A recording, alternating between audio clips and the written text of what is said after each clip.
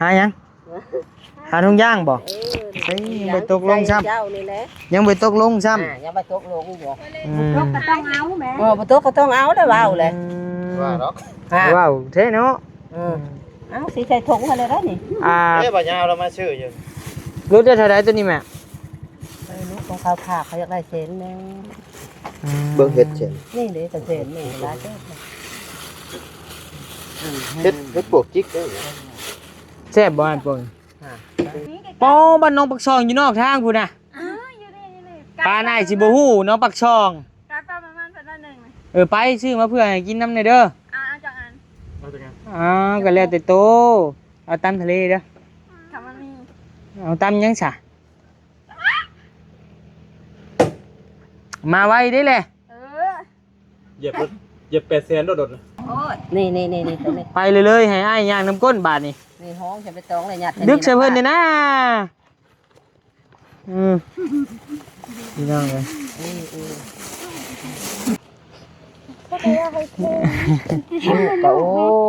งานแม่เพิ่นก็ยังบอกแถมให้ลูกแน่อันนี้ใช้ในแถมน่ะโอ้ยอาญะเท้าเอ้ยมันก็เทินมันก็แถมมันเนาะเอ้ยชื่อยังมานี่ฮะตามแล้วก็รวมทะเลเราจะสั่งเลยจะบอกเลยปั๊บมาชิบเลยได้ซื้อนี่มาฝากแกเลยโอ้ซื้อยูเกิร์ตคือให้แสนนึงกันกินข้าวเลยไหมเด้อพี่น้องเด้อมาเด้อให้เฒ่าไปแม่เฮาเลิกกินข้าวเด้อ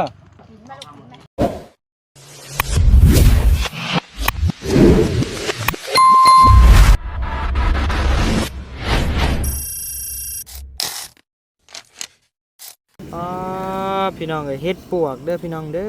อเนาะสิลึกแท้นี่คือมันงามแท้ใช่ยายยังหาทุ่งย่างบ่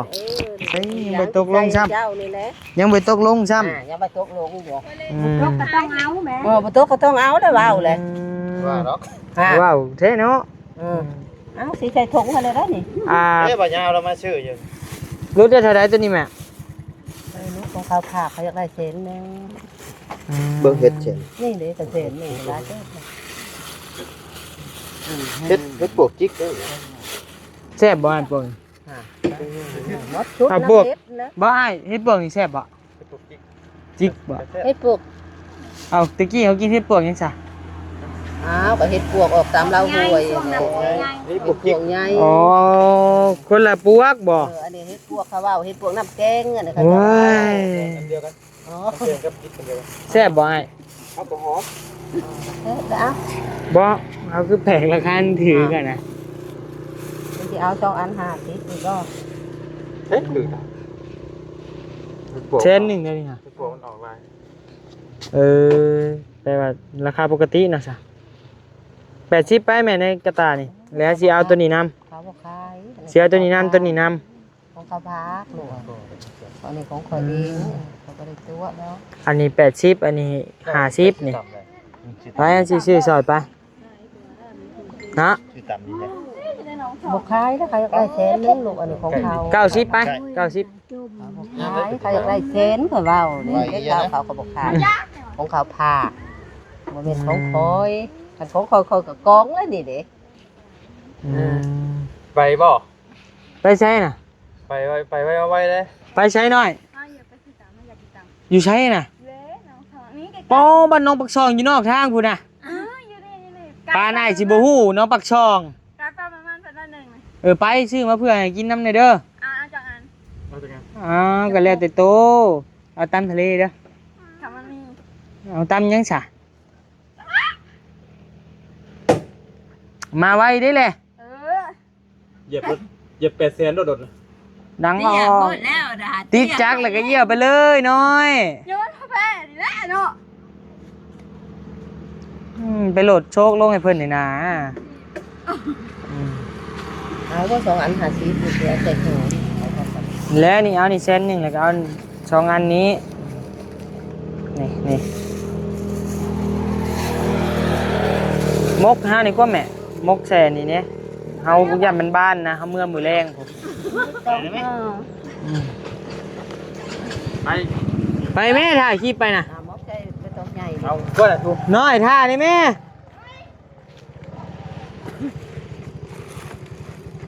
ลูกยังหมอก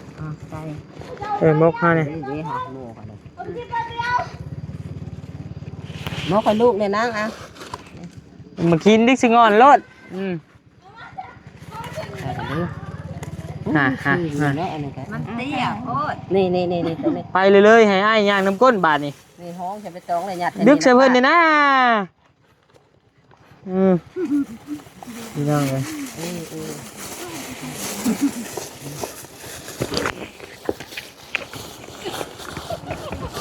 พับเตี้ยโคตร เขาหัวควันเพิ่นแล้วพอได้หัวหนังหน่อยพี่น้องเลยเนาะ เอาเบิดเลยบ่ แม่ เท่าไรเบิดนี่ แชนหา แสนห้าเอามื้อหนึ่ง 1กินบ่อยบ่ได้แกงบ่ แกงมันหลายพอดีหนึ่งเนาะใช่ป่ะเอาเบิด บ่ได้มีแต่มดนี่ได้ ใหญ่เด้อ เทมเฮาซะแม่อันมันบานหมดล่ะฮะ เทม เทมซะเอ้ยแกะแกะนี่ ชื่อเพิ่นก็หลายเลย แกะ บ่เลี้ยว เฮ้ย ลวงลาย มันบานไปแล้วแถมนี่ โอ้ งานแม่เพิ่นก็ยังบอกแถมให้ลูกแน่อันนี้ใช้ในแถมน่ะ แถมดอก โอ้ยอาญะเอ้ย เท้าเอ้ย อืม มันก็เทินมันก็เทมัน เนาะเอ้ยคือแถมตัวนี้หลายๆเฮามักชมใหญ่เด้อ โดยเฮ็ดอันนี้มกเท่าไหร่เฮ็ดอันนี้มก40ไอ้กินบ่เฮ็ดอันนี้1นะแซ่บๆมากินมื้อวานนี่นะเฮ็ดอันนี้1นะ กูเคยกินหนึ่งเฮ็ดงูกิน โอ้ยไอเวียดเฮ็ดสิกินแซ่บนะ จักมองแล้วบ่ล่ะ อันจะโมงบ่เดี๋ยวเฮาเบิ่งให้เด้อ ของอันนี้หาสิ 3 โมง 3 โมง 6 นาทีบ่มีไข่มันบ่มื้อนี้เด็กกินไข่มัน กินบ่อยเนี่ยใช่พอได้กินอยู่อ้ายน่ะ บ่ เดือนกัน อย่าเล่นซะปะ ไป เอ้าสบายดี ไอ้หวดพี่น้องเอ้ยป้อไปทางใดมาทางใด กำลังสิไปดงเห็น โอ้โดยป้าบ่เห็นแต่เหิง ถ่ายผู้สาว อยู่ไสอะน่ะ วัดมหาโศก อ๋อ ผู้สาวคือสิหลาย สินดับบ่เอามื้อนี้สินดับบ่ แม่น เอาเลย เอ้าเพิ่นนกใส่บาตรกันเซลอย่าบ่ฮู้บ่ บ่ได้ฮู้ได้เบาหวดที่เบาลี่เพิ่นพาเบาลี่พาอ่านไปถ่ายน้องๆเพิ่นอยู่ทั้งผู้แหละ อ๋อที่บ้านว่าดีเข้าไปถ่ายอันสาวผู้ไทยอันบ่ แม่นอ้ายหวดเพิ่นนี่แหละเออ เดี๋ยวนี้งกหลายเว้ยถ่าย โดย เฮ็ดให้เขามาซื้อก้อนมา เขาจะเอาสปอนเขาจะซื้อจะได้ โดย ขี่รถมาจะแซวแล้วนี่ และนี่ก็ซื้อซอยเพิ่นนี่ซื้อเฮ็ดปวก จะได้ขนาด มัดแชนหา 3 ถุงบ่3 กอง จักกองเบิ่งหลายกองเติบอยู่ ถ่ายซื้อหยังมานี่ฮะ คือตามแล้วก็ซื้อรวมทะเลเราจะสั่งเด้จะบอกเด้ ปั๊บมาชิบเลย ได้ซื้อนี่มาฝากเจ้าเด้ โอ้ ซื้ออยู่เกิด คือ ให้แถมหนึงเดือน ไอ้ยาวแซ่ เอาคนละแสนคนละ ตาม แส นั้น นอ้ายซื้อ เอาไปคนละแสนเลย ว่ากันมันชุดแม่ขอบใจเด้อไอ้ยาวเด้อ เอาเลยค่ะ ขอบใจคือกันโยเกิร์ตนี่ ไปกินกับซา ไปไปฮะบันแต่งอยู่ครัวกินบ่านี่ไอ้หิวข้าวแห้งไอ้ต้มไข่เลยหน่อยเอ้ยไอ้กำลังเห็ดแจ่วนี่นะน้อยบันนิวเห็ดแจ่วกำลังจะกินกับไข่ต้มไข่เด้อไปกินน้ำกันฝนตกแล้วบัดนี้สิมากินหกเพิ่นแล้วมากินอยู่นี่ เรียกว่ากันย่างตังค์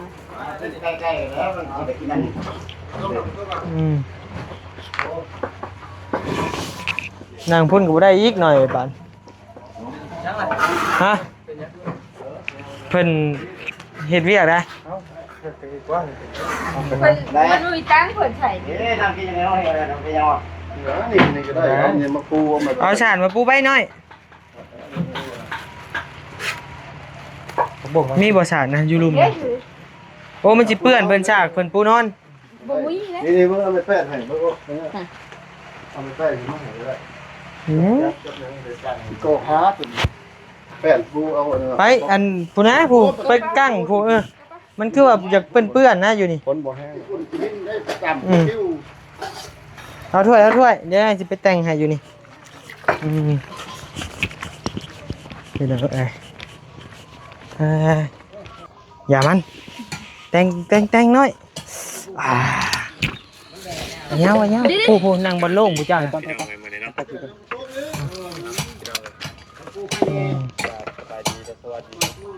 ใส่น้อยใส่ขอบมกขอบห่อหลายๆมือนี่เลี้ยงง่ายบ่ยาวเด้เนาะขอบมกขอบใจบ่ยาวน้ำแน่พี่น้องเอ้ยมือนี่ชุดจะชนะพี่น้องเอ้ย บ่ไหวอยู่เด้ ไอ้ยาวนั่งบอลนะเด้อฮัสินั่งบอลนี่ มันต้องเบิ่งรสชาติอีก สิแซ่บบ่ติ โอ้มันสิเนี่ย คือแบบมือน่ะเด้บักหลายๆนี่บ่แซ่บ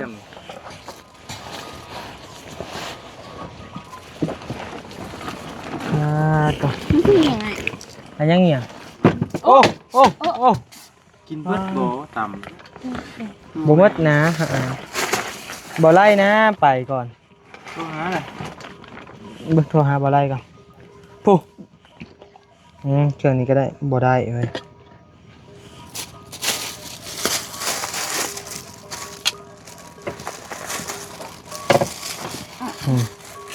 เราบ่หับเขาเป็นเพื่อนชั้นนี่โทรเบิ่งเหี่ยวเบิ่งเฮ็ดเป็นไข่ก่อนชุกแล้วบ่อ๋อฮ้อนแท้หน่อยไข่วุ้น เอาเนี่ยเขามั้ย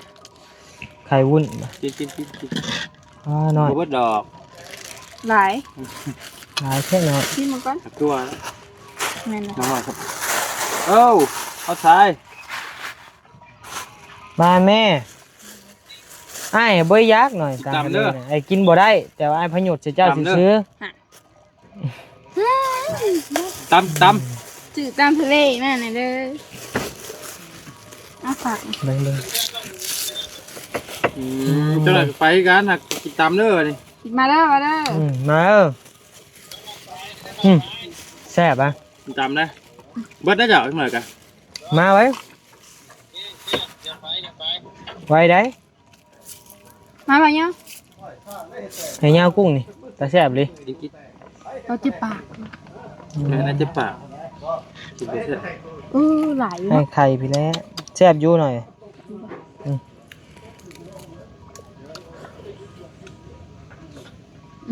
ครับแต่บ่มีผักเนาะ พักยังสั่นน่ะ ก็จะบ่หาย นี่ยังสั่น ก็จะบ่หาย ไปยังบ่แถมบ่เสื้อบ่น่ะ ผัก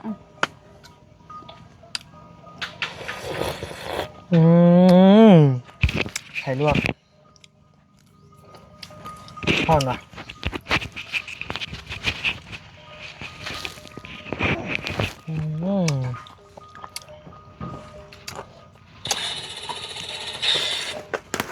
หิวเขาก่อนมันนะ ห้องบ่ได้คนนั้นตำกิน แซ่บได้ เอาจิปากกันนะคือมันไม่ได้เป็นยัง มาเลิศติสุดแล้วต กินไปเบิ่ง ำ ไปแล้ว บวชกะเอาให้ไอ้เพิ่นเลยอะไรเอาให้บ่ไปให้เราก็ได้ ไว้ช่วยอะไรบ่ นะ ไว้กินนี้ อันนี้ก็บ่ต้องกินตัวนี้ เอิ้นแม่สั่งมาเด้อ ทางกินข้าวเด้อ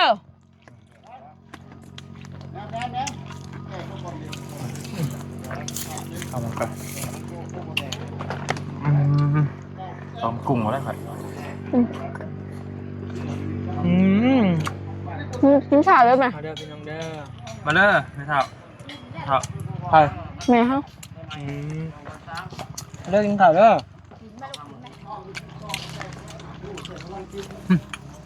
แซ่บอยู่ได้ยัง ทำทะเลเป็นคุณภาพด้วยถูดเหรอวะ รถล่มทำเรือไว้ก็เลยตั้ง ดีเนาะ ไฟบัดช่องรถใส่ตั้งเฮ้ยไฟใหญ่เลยก็มีแรงหลับคนเดียวเกิดลงแคมทาง ทางบ่ดี กระบุกกระรำนะคะแน่นอนแล้วของเรื่องคืน ใช่ครับเขา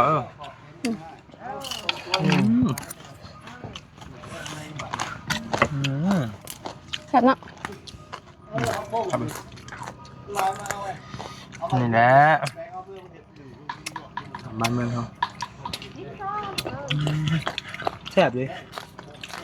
ไข่เด้ออยู่ในเด้อ ต ตำนี่ฮะเจ็ดตุกแซ่บ ำมา อยู่เซโน ไม่ได้แหละคือพวกมึงแล้วในเขตเป็นยังไง ปึ๊กละ เราเผื่อละคุมคือว่าชุดละถ้ากินไปตอนนี้ไม่ละตอนนี้แล้วต่อไป จะกี้ว่าหั่นแม่ล่ามันคันเด้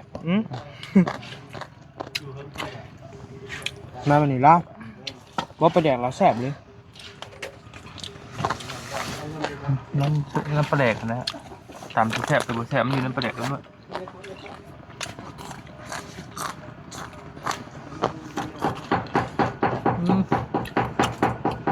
แซ่บปะ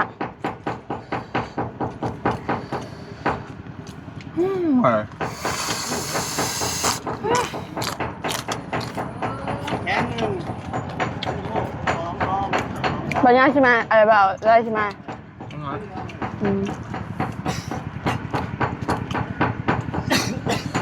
จะมาจะใช้ไหม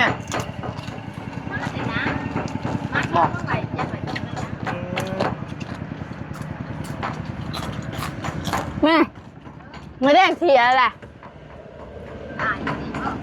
คืนนี่ผมบอกไม่ท เอาว่าไม่เท่าเจ้า ำเท้าไม่เท้า ว่าไม่เท่าอันพี่น้องพี่เจ้าเราเอา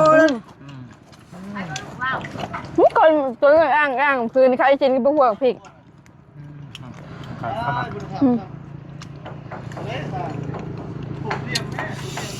เอาคือไม่ใช่ป่า มันจะไปออกว่าทำไง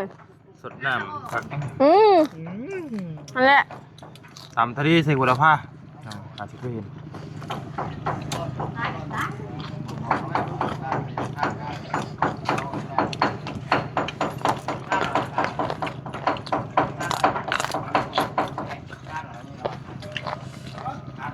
แซ่บอยู่ตำนี่กะแต่ว่ามันคือจากแปลกๆคือปัญญาวาแหละแต่หอมไปแนวหนึ่งอยู่ ใช่มันเดี๋ยวมันฉูดเอาเลย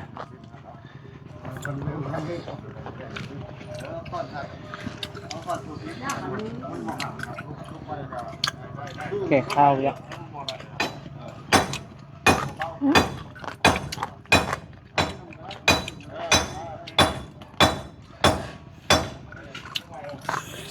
ทำไม่ได้เลย เอา เพื่อนน้องน้อยนี่นายังนะพี่น้องบานิ้วยังบ่ทันได้ก่อจักเถื่อให้ก่อบ่ ใช่เป็นไง เห็นไหมเงินใส่ผ้านี่บานิ้วก่อร้ายเตะเงินใส่ผ้า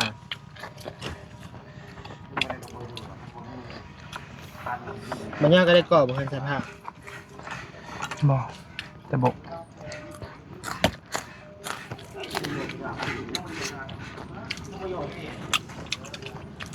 ไม่บอก บกประจับ ปั่นผ่าน ดอดไอ้ยาวกินไหม่ไข่ลวกไอ้ยาว ให้ถือ เนี่ยอ๋อเนาะไอ้บอกลายเถื่อนเนาะ จับ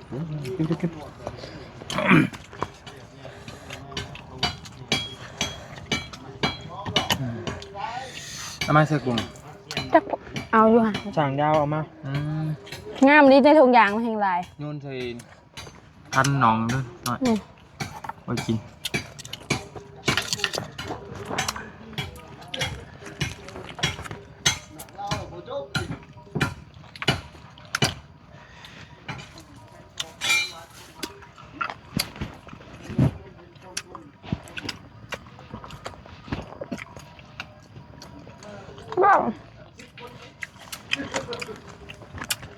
ใครแล้วบ่ ชุดใจ เข้าใจบ่ หมักนะแต่รู้ไปซื้อได้ เชื่ออายุหน่อย กินเท่านึงแล้วหน่อย ให้มึงกินเงินเพิ่นเนาะแสงคนอยากเลยนะลูกดีลูกล้นดีนะ โอ้ชวนบางอย่างตกใจเห็นเนาะเตือนไปนะไปนะ ท่านน่ะบ่ได้กินนะแล้วท่านบ่ได้กินนั่นสักยามไหนสิกินบ่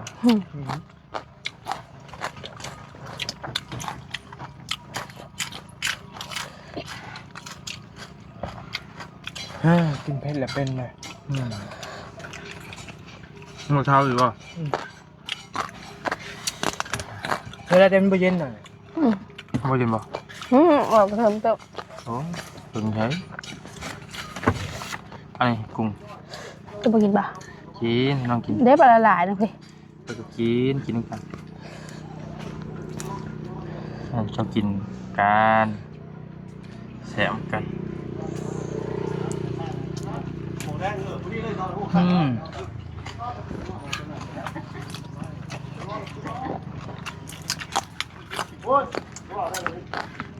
กูบริจูได้นอนพยายามกูมานอนดอกบ่นอนพอดี